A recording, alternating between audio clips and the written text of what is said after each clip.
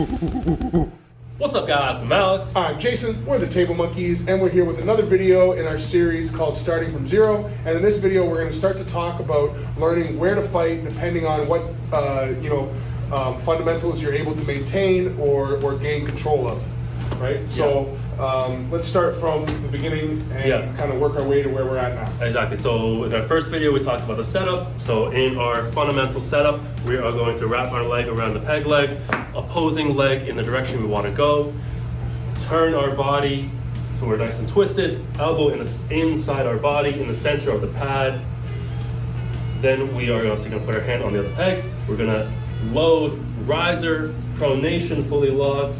I'm also levering off my elbow a little bit, and then so now my setup is fully set. Going for the hits, I'm going to try to gain some cup and get that match inside my body even more, and then lever off my hip all the way down to the pin pad in this 45-degree angle, looking for this corner over here. Right. So now, if you're a fan of arm wrestling, you may have heard Devin talk about the hill of arm wrestling before. You may have heard us talk about it. We did a long series on it. If we can remember, we'll throw a card up in the window kind of linking you to that series, which explains all these spots on the hill. This initial spot that we're talking about that Alex just demonstrated is called a high hook. And that's basically like the God position. Like if you can maintain and get to this position, you're in control of the match. You shouldn't have any reason to be losing the match. But that's not really gonna happen most of the time, especially if you're in a competitive match. You're gonna lose some of these fundamentals or not be able to gain control of them, but you will be able to gain control of others. And that's what we wanna talk about now is where does that lead you down the hill? Yep. So with this idea of a hill, there's two sides to the hill. One side is considered outside pulling, and one side is considered inside pulling. And there's a lot of things that kind of define those two spots, but the real basic kind of fundamental is your shoulder. Whether your shoulder is coming forward or whether your shoulder is going backwards, right?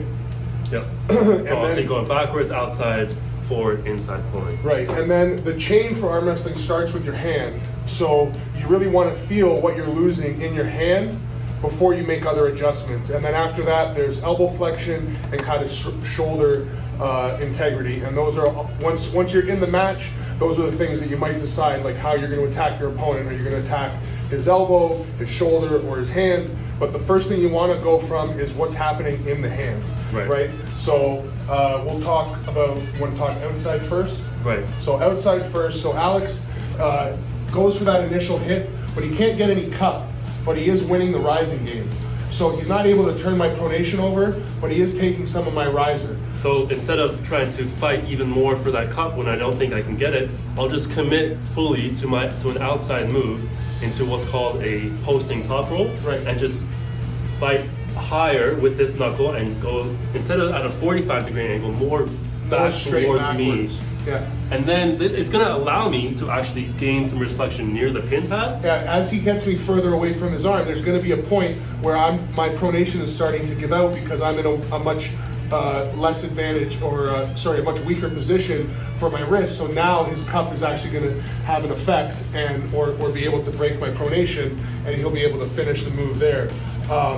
This is where, talking about this high posting, once he's won that part in the hand, this is where it's going to come down to now whether it's my arm he wants to attack or my shoulder. So the first one, if he commits further outside and he's going back, but he can't break this part, like my elbow flexion, that's not giving up, then what he's going to try to do is hit me more to the side and take me outside my shoulder. So now my wrist is outside my shoulder here. That all of a sudden puts more pressure on my bicep, because again, like my wrist was earlier, I'm in a weaker position. So now as he rolls out, he's able to open my arm up more, or out here, he's able to attack my pronation more. Mm-hmm. So like taking more control of one pressure or one fundamental is going to lead you to then break down the next fundamental, so to speak. Yeah, exactly. So you can attack your opponent in different parts, like depending on what you feel in that match. Yeah, so what we're talking about there on the hill, again, if you go and check out the hill videos and learn and see all the moves and where they line up, is there's basically, like Alex said, first is the posting top roll, which is fully committing to back and over my hand. And then the next one is called a sweeping top roll, where you're still committing to going over my hand, but once you have that height, instead of trying to pull me away, you're just pushing me to the side, right? Right. And still maintaining a lot of back pressure. Like this angle never gives fails. up. Yeah. But it's obviously much more about attacking his shoulder angle versus his arm, because that's his arm angle is not going to change. Yeah. And then just one last thing to talk about fundamentals, and this is part of staying in the match and you know, maintaining control of these fundamentals, is let's say Alex is posting, he's getting here, as he hits backwards, I'm not moving, but his angle starts to open up. This is like, you need to feel when your angles are giving out and close those gaps. Like, don't continue to fight through that. So like, if I'm gonna do it, I win some post, but now I can't open his arm more, and I'm starting to open up here. I don't continue to fight from here. I've got to kind of pull myself back up while maintaining control of the riser. And then, okay, now I'm going to try hitting to the side instead because I couldn't open his arm up. So the point there is that as much as you're trying to see what parts of your opponent's arm you're affecting, you need to be cognizant of your arm.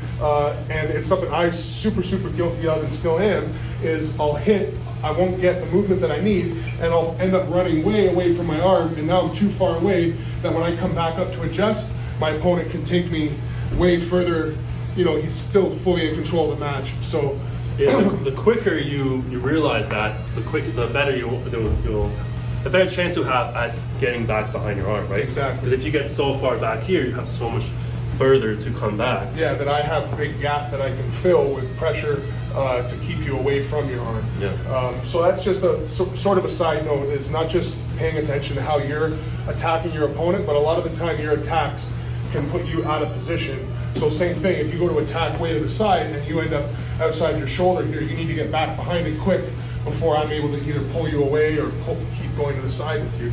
Okay, so that's the outside pulling. Again, what you're going to feel in that one is that you win the rising game, but you can't really win the cupping game. So if that's what's happening, you're going to continue to commit outside, and then like we said, depending on where your opponent's strengths are, either attacking the elbow or the shoulder to continue to attack the hand. Yeah, and then once you get closer to the pin pad, then you can start to fight again for more reflection to fully dominate your opponent's hand. Exactly. And a big thing of arm wrestling is that you're always, I think we said this in the last video, you want to hit for position, you don't want to hit for the pin pad. Like the pin should kind of be a byproduct of continuing to get better and better position. You know, if you do it properly, pinning your opponent should feel almost effortless, because once you've got such good position, you put any more pressure on them and they just kind of give out because they're in such a bad position, right? That's like really nice fundamental arm wrestling, is not just forcing each other through a point, but trying to continue to get better and better position where you're just in such an advantageous position compared to your opponent that there's no way for them to fight through it. Will you fight me? Yeah, well, exactly. Talking back to the Devon match. Yeah. So that's outside pulling, going over the hand. And then the next one we're going to talk about is now if Alex goes for that same hit and he can't win the rise, but he's turning me over and he's winning some of that cup game. Well, in this position, it doesn't make sense for him to keep trying to fight through my hand. He's going to lose. He's going to, pull himself away, and I'm in a good position because I've got the higher hand here. Right. What he's going to want to do is get more inside and try to get on my arm, which is now what we call inside pulling. So he does that by committing his shoulder more towards his hand, right? And then from here, from here again, I have various options. I'm either going to attack his elbow angle or his shoulder. So if you know me, my favorite move is to press, so which is going to attack his shoulder angle, which is done especially well with the shoulder behind the hand, because now I can push down and forward in a pressing motion. And if I try to fight with bicep and pull him up and hold him up, it's not going to do anything because he's just going to keep pushing me outside my shoulder. And once I'm out here, it's very awkward for me to hold with my bicep now, and it's becoming dangerous on my shoulder that I've either got to go with my arm or I've got to just kind of let it go, right? Yeah, and it's obviously attacking the shoulder, but it's also attacking his elbow, like his ligament, his joint For structure. Sure. Yeah. So sure. it's not a nice experience for him on that end either. No, exactly. Right? But now if Alex does commit to that, and I'm strong enough in here where he can't move me outside my shoulder, but he gets stuck there, he's going to feel this angle. you're going to want to try to attack my bicep, which is going to be from dragging. Right. So it's, you know, my shoulder is going back, but because of the cup and the hook and how tight I am to my arm, it's still an inside pressure where I'm obviously bringing my shoulder back, but I'm dragging down and trying to open up his bicep. And it's with his lat really that he's dragging. So if I were to do it, you might be able to see better from that angle is like if I were to switch this to an outside move, my shoulder would go this way and go out. What Alex means is that even though my shoulder is technically coming backwards on the table, it's still committed forward. Mm-hmm. I'm not retracting my shoulder blade at all. I'm keeping my shoulder blade committed forward. And then from here, I'm kind of thinking like I'm at the top of a pull-up and I'm trying to pull down on the pull-up like this. So I'm trying to get myself up and tight so that when I pull down on him, I have room on the pad to drag my elbow back and to use my lat to pull him down. And then basically, you know, your lat should be a lot stronger than your opponent's bicep, almost no matter who you're pulling, right? So if you can get that connection proper and really pull with your lat, you should get an opportunity to open your opponent's elbow up. And then again, maybe I don't get it enough, maybe I only get to here, but now from here I can drive to the side on him and get him outside his shoulder, which was what I couldn't do originally when he was all tight, right? Yeah, same principles as before, just with inside pressures versus outside pressures. And again, if you're looking at the hill, the name of these two moves, or the way we name them, if you're pushing to the side, we call that hook and drive. And if you're dragging, it's a hook and drag, right? And then what Alex does with pressing is similar to a drive, a hook and drive, but it's more of a down pressure and more like coming over the arm. Yeah, versus hook and drive would be more like just straight to the side. Yeah. And that would be more like what you would see at Toddzilla. Like Toddzilla's very big on like once he gets to here, he just drives himself right across the pad, and then he also likes to drag a lot too. Mm-hmm. But those two directions you really want to play with while you're hooking, because that's the way you're going to, like we said, attack either the elbow flexion or the shoulder integrity.